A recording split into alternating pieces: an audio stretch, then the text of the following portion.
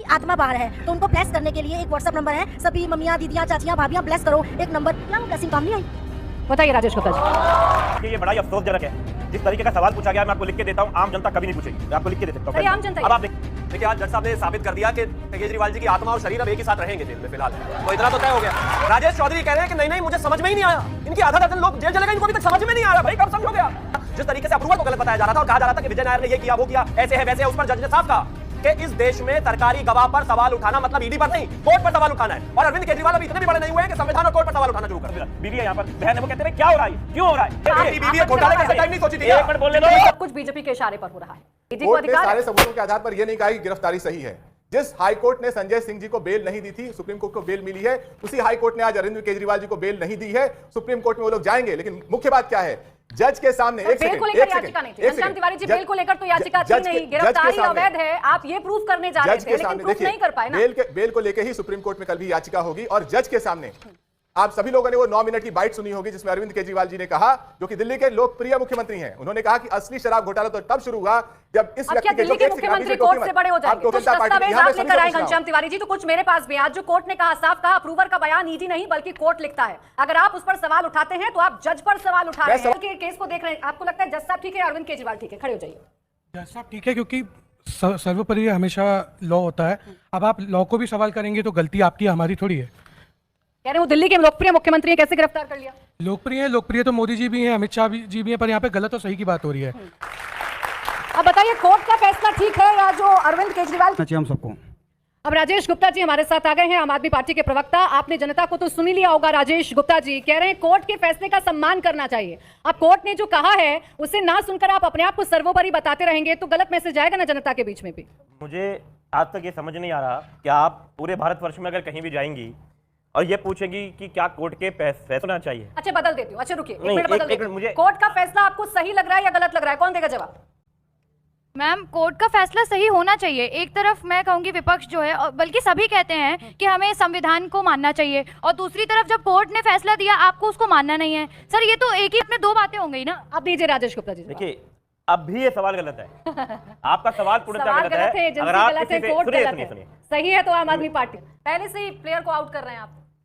देखिए आज जज साहब ने साबित कर दिया कि केजरीवाल जी की आत्मा और शरीर अब एक ही साथ रहेंगे जेल में फिलहाल। तो इतना तो तय हो गया।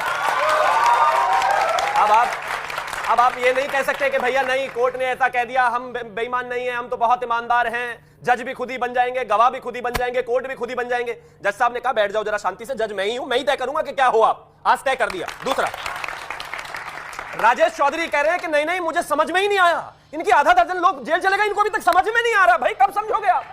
जज भी समझ गए, देश की जनता भी समझ गई, कहते हमें समझ ही नहीं आ रहा। अब इंपॉर्टेंट विषय पर आते हैं। ये विषय नहीं है कि किसको पसंद है फैसला, किसको नहीं पसंद है। जाहिर है आज राजेश जी उस हालात में हैं कि इनके सामने सचिन तेंदुलकर बैटिंग कर रहे हैं, ऑलरेडी 37 गेंदों में 100 मार चुके हैं बेचारे, अगले बॉलर ये हैं, तो ये संभाल नहीं सकते क्योंकि हालात खराब है इनके। लेकिन सत्य ये है कि जिस तरीके का इस देश में प्रोपेगेंडा इस जनता के सामने चलाया जा रहा था, जिस तरीके से कोर्ट को गलत बताया जा रहा था, जिस तरीके से अप्रूवर को गलत बताया जा रहा था और कहा जा रहा था कि विजय नायर ने ये किया वो किया, ऐसे है वैसे है, उस पर जज ने साफ कहा कि इस देश में सरकारी गवाह पर सवाल उठाना मतलब ईडी पर नहीं, कोर्ट पर सवाल उठाना है। और अरविंद केजरीवाल अभी इतने भी बड़े नहीं हुए हैं कि संविधान और कोर्ट पर सवाल उठाना शुरू कर दें। तो ये तो बात साफ है। और अब सेंटिमेंट्स के विषय पर आते हैं। मैं मानता हूं कि इस देश में कहीं ना कहीं जनता करप्शन पर अब वार करती है, कहीं ना कहीं करप्शन के बाद लोगों के हालात खराब होते हैं और आम आदमी पार्टी को अब जवाब देना पड़ेगा। फोटो लेकर आए हैं घनश्याम तिवारी जी, एक फोटो दिखा रहे हैं नेताओं के। भाई 2024 के बाद कोई ना कोई काम तो विपक्षी करेंगे। इन्होंने फोटोग्राफर बनने का काम चूज कर लिया, मैं खुश हूं इनके लिए। भारतीय जनता 150 लोग, 150 लोग हैं। भारतीय जनता पार्टी ने अपने 70 साल के इतिहास में जितना चंदा नहीं कमाया, 13,000 करोड़ रुपए चंदा उन्होंने पिछले 10 साल में कमाया। जनता पार्टी को 13,000 करोड़ का चंदा मिला। मैं आप ही से पूछना चाहता हूं, भारतीय जनता पार्टी इस समय देश में सत्ता में है, 303 सांसद हैं, उनको 13,000 करोड़ चंदा मिला। ये लोग सिर्फ 244 सांसद हैं, इनको 14,000 करोड़ चंदा मिला। गलत कौन है? झूठ है। कौन है? बताइए कौन है? 14,000 करोड़ 244। अभी तो बीच में नहीं बोल रहे, अब देख रहे हैं। अभी ये कह रहे थे कि मैं बीच में नहीं बोलूंगा, किसी के बोलने नहीं बोलूंगा। विषय साफ है, विषय साफ है। देखिए इनका परेशान होना, इनका फ्रस्ट्रेट होना, इनका चुनाव में रोजाना हर सुबह टिकट बदलना, ये सब नेचुरल है। जिस तरीके से आदरणीय प्रधानमंत्री जी की आंधी चल रही है और अब की बार 400 पार होने वाला है, ये इसी तरीके से आने वाले समय में कोर्ट को भी कहेंगे, इलेक्शन कमीशन को भी कहेंगे, इसी तरीके से मीडिया को भी कहेंगे और आप यकीन मान लीजिए अगर 3-4 सवाल आपने इनसे थोड़े से मुश्किल पूछ दिए ना तो ये आपसे भी लड़ सकते हैं। कि सुनीता जी ने एक व्हाट्सएप नंबर अभी हाल ही में शेयर किया था कि अरविंद केजरीवाल जी का शरीर सिर्फ जेल में है, उनकी आत्मा बाहर है, तो उनको ब्लेस करने के लिए एक व्हाट्सएप नंबर है, सभी मम्मियाँ, दीदियाँ, चाचियाँ, भाभियाँ ब्लेस करो एक नंबर। क्या वो ब्लेसिंग काम नहीं आई? बताइए राजेश गुप्ता जी। देखिए ये बड़ा ही अफसोसजनक है जिस तरीके का सवाल पूछा गया। मैं आपको लिख के देता हूं, आम जनता कभी नहीं पूछेगी। मैं आपको लिख के दे सकता हूं। सही आम जनता ही अब है। आप देखिए, आप मुझे रुक, मैं बीच में किसी के नहीं बोलता। आप जनता मत, बस वो- जनता पर सवाल मत उठाइए, हमें आप आदत है मुझे आपके बोलने सवाल। दीजिए। आपका शिवम शिवम बोलिए। देखिए, आप सवाल पूछने का अधिकार रखती है तो मैं जवाब देने का रखता हूँ। मैं बीच बोलता हूँ, आप बीच में नहीं रोकिएगा। आपका सवाल पॉइंट दो, मैं रुक इन जाऊंगा। पर प्लीज सवाल मत उठाइए। आप मैंने आपसे कहा ना, आप मत बताइए ना। आपने सवाल पूछा, मैं सर, जवाब आप दे रहा जनता पर सवाल हूँ। मैं उठाएंगे जवाब तो दे रहा मुझे बीच में आना हूँ। मुझे पड़ेगा जवाब ना। देने आप दीजिए दीजिए। सर, क्यों आप नाराज टाइम हो खराब रहे मत कीजिए ना। हैं? आपने क्यों सवाल नाराज पूछा, मैं हो जवाब दे रहे रहा हैं? हूँ। आप टाइम खराब कर रहे हैं। जो मुझे लगता है मुझे वो बोलने दीजिए, मेरा अधिकार है ये। अरे आप बोलिए इसमें सर, मत आपके बोलिए। अधिकार कोई नहीं छीन रहा। कि किसी को अगर जनता को नहीं बताओगे, जनता को नहीं पता होता बहुत सारी चीजें। आप आप बताओगे ही सबसे बड़े क्या हो गया भैया, नाराज क्यों रहे हैं? बोल रहे थे क्या भैया इनको बोल इनकी रहे मानसिक क्या? स्थिति ठीक नहीं है। इनको ठंडा पानी पिलाओ ना कर। इनको ठंडा पानी पिलाओ ना कर। इनको ठंडा पानी पिलाओ ना कर भाई। नहीं बोलोगे तो अरे भैया, बीच में नहीं बोलेंगे। इतना गुस्सा होने पे आदमी पे दिमाग की नस फट जाती है। इनको शांत करो, कोर्ट के बाद शांत करो इनको। चिल्ला कर जाओगे। सुनिए, जनता को गाली, एंकर को गाली, सबको गाली। यही कोर्ट थी जिनका इतनी बड़ी बड़ी शोर मचा रहे हैं। इन्होंने ही तुम्हारे सबसे बड़े नेताओं में से एक को तड़ीपार किया था ना?